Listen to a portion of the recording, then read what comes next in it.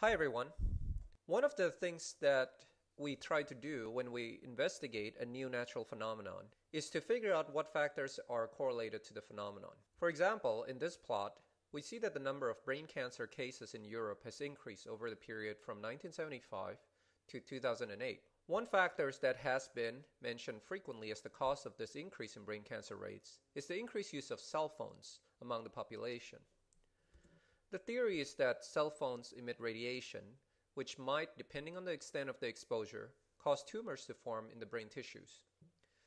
So our goal is to figure out if there's a correlation between brain cancer incidence and the frequency of cell phone usage. Let's say we can perform an experiment where we gradually increase the use of cell phones on a select group of individuals. And then we measure the rate of brain cancer on these individuals after a number of years.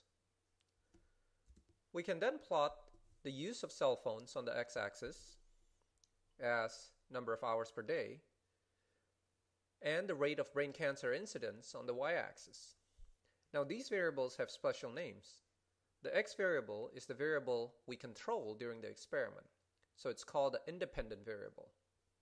The y variable, on the other hand, is the variable that we measure in response to a certain value of the x variable. So we call this the dependent variable. The type of plot you see here that we use to represent these two variables is called a scatter plot. We would expect the following results. If there's a correlation, you would see some kind of a trend between the two variables. We can either see as one variable goes up, the other one also goes up. This is what we call a positive correlation. However, we can also see that as one variable goes up, the other variable goes down. This is what we call a negative correlation. If there's no correlation, then you should see no trend. When one variable goes up, the other one might go up, but it also might go down. So overall, there is no specific trend. When two variables show a correlation, the next step is to try to fit the data. What does data fitting mean? What it means is that we want to see if the shape of that data can be modeled using an equation. Why do we do this? Fitting allows us to convert what we see as a qualitative relationship in the two variables to a quantitative one that's given by the equation. So here's an example. Let's say you have this data that shows the number of homes being sold as a function of their price. We logically expect that as the houses get more expensive, you should be able to only sell a few of them. So you see a negative correlation here in the two variables. But let's say you're a home builder and you ask this question: how many houses would I be able to sell if I were to price them at $243,500? That's not a data point because your data point is at $240,000 and $260,000. Since we don't have data for this exact price, can we really answer the question using this particular plot?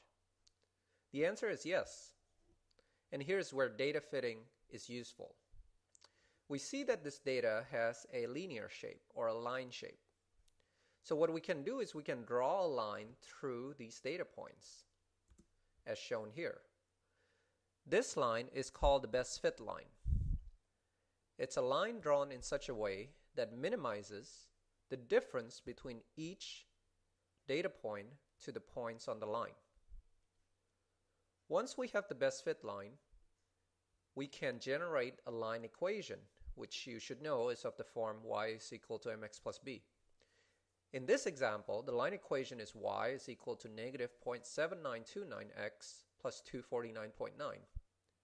Now the question is, how can we use this line equation to help us determine how many houses we can sell at $243,500? The only thing we need to do is just rewrite this equation in terms of the actual variables we use. So y is the number of homes sold is equal to negative 0.7929 times x, but x is the price of the house. So we'll just put in price here plus 249.9. And then to figure out how many we will get at 243,500, we would just plug in 243.5 for the price. And then what we get is 56.3 homes. So in other words, what that tells us is that even though we didn't do the experiment, in other words, we didn't know exactly how many houses we'll be able to sell at 243.5, we can predict what it would be using the equation of the line. So in science, we do this all the time. First, we collect data. Then we plot, usually a scatter plot, the variables together, the x and y, and see if they display any kind of correlation. When we see that they are correlated, we can then try to fit the data with a geometric shape, for example, a line. We then generate an equation for that shape, the line equation, and then we use that equation to calculate what we would get in the future for future experimental results that we don't have to perform anymore. All right, now let's talk about some other aspects of data fitting. So even though we can draw the best fit line using a pencil and a ruler, most often we won't be doing this. We'll ask a computer program, we'll use a computer program to draw the line. The program draws the line using a procedure called the least squares method. This is a mathematical procedure, and we really don't have time to cover it in this class. If you're interested, you should consult the freshman statistics course. Next thing to find out is whether the line fits the data well or not. The reason is because you can draw a line through pretty much any collection of data points. So the line equation is only meaningful if the two variables are correlated.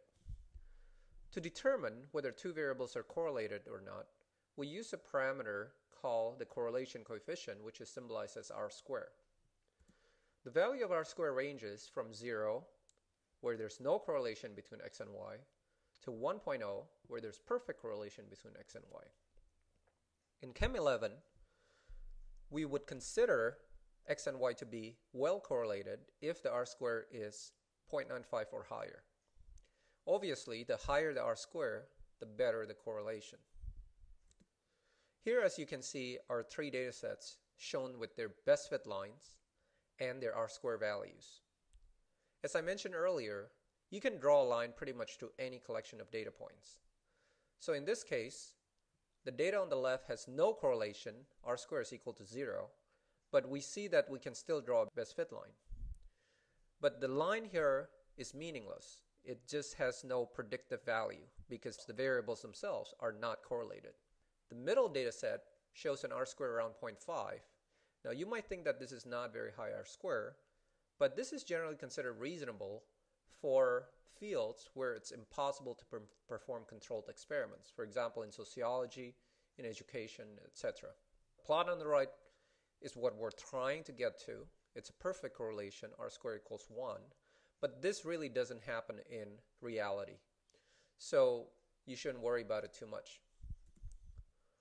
One other issue with data fitting is the presence of outliers. An outlier is a data point that lies far away from all the other data points in the trend.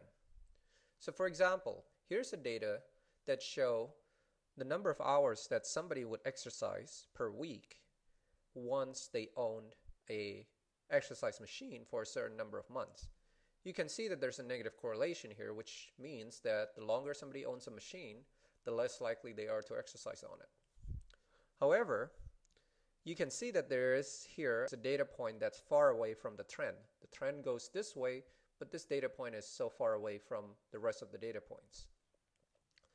So this is what we consider an outlier. So generally speaking, in chemistry, an outlier is usually a result of an experimental error.